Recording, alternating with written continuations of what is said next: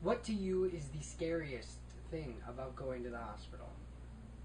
The doctors, nurses, maybe even just getting your blood pressure. I know some people that hate getting their blood pressure. But the biggest thing that most people fear is IVs and needles. And it's estimated that about 1 in 10 individual adults have some type of mild to extreme fear of needles and IVs. Honestly, in my experience, I think that is a small estimate. 10% seems pretty small to me because I've seen so many people paralyzed in fear over these needles and IVs. Particularly IVs. They need numbing medication, some need like a type of anesthesia that just kind of calms them down because they need the IV so badly. And I think a major part of why they're so afraid of these needles and IVs is because of a lack of education.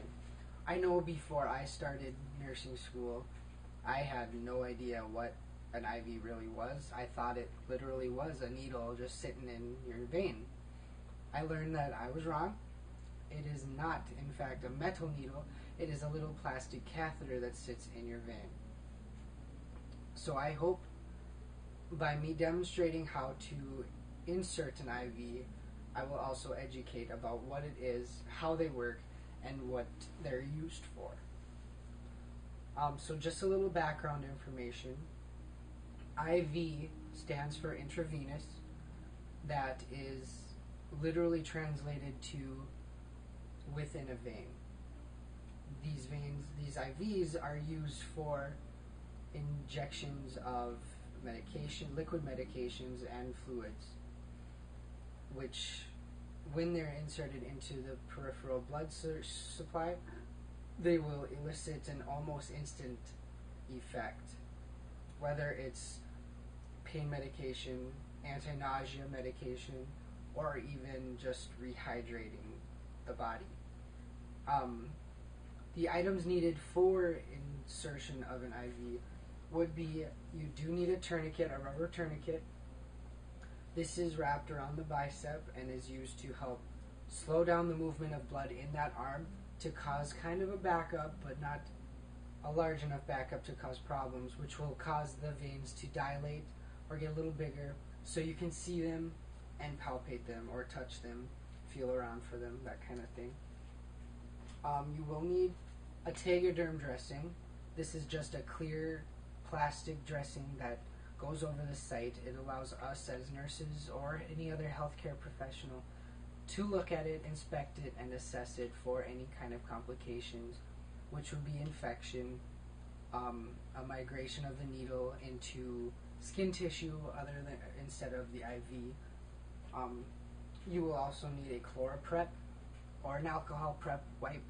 This is used to kill bacteria on the skin because inserting an IV is such a great risk for infection due to the fact that we're breaking that skin barrier, which is one of the first lines of defense against infection. You'll need some tape, just some tape to secure the IV temporarily. And then 2 items that I do not have with me, but I have pictures, are a J-loop, which would be this.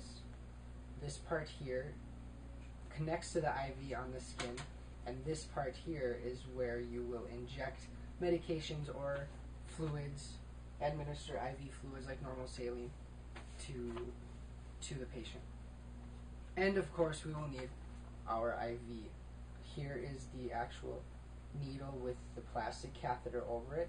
Here's a little white button that causes, once you have it injected into the IV or the vein, it will cause that metal needle to shoot back into this chamber.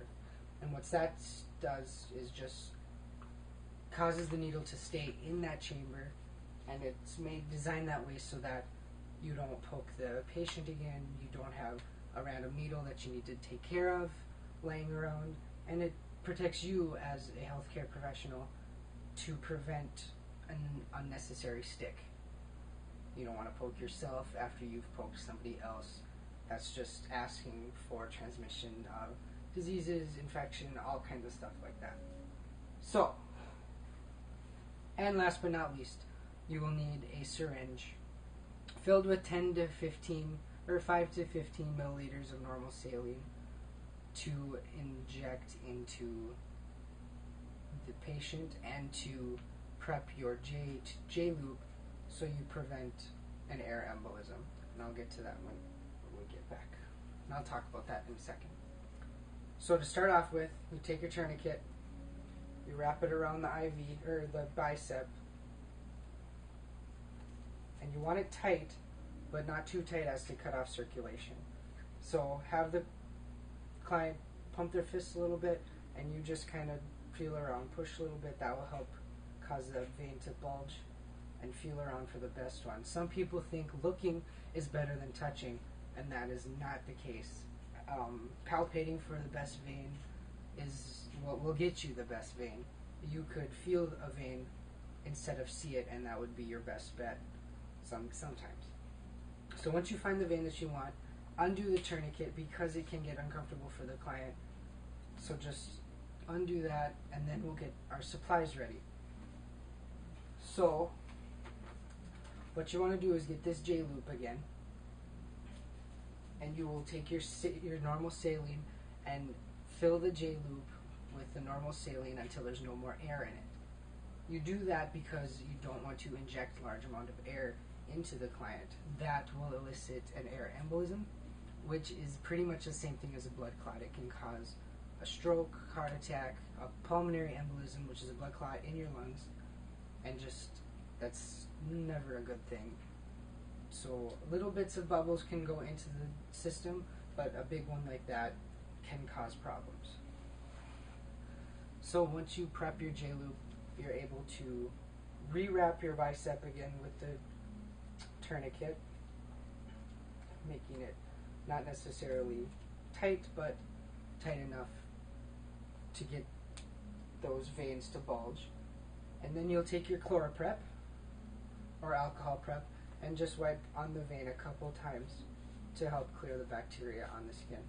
Let that air dry for about 30 seconds, and then we will take the IV, my IV picture, and insert that into the vein. Now you want to make it so that the needle goes in towards your upper extremity.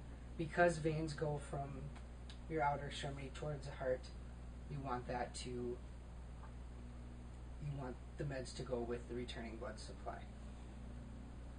Once you have that in, you push the button, get rid of your tourniquet, and then just put a piece of tape over it just to support it until you are able to get this Tegaderm, which is just clear, just a clear dressing, so that you put it over the IV, and then you connect the J loop, which connects right there, the J loop to the IV. Inject your normal saline, and that is used to keep that IV patent so that a blood clot does not form at the end of it. Once you do that, you are pretty much done. You have a patent IV, and you're now able to inject medications. I hope that I've helped teach you a little bit, helped you learn the true nature of an IV, what it's used for, and that it's not an actual metal needle in the skin. Thank you.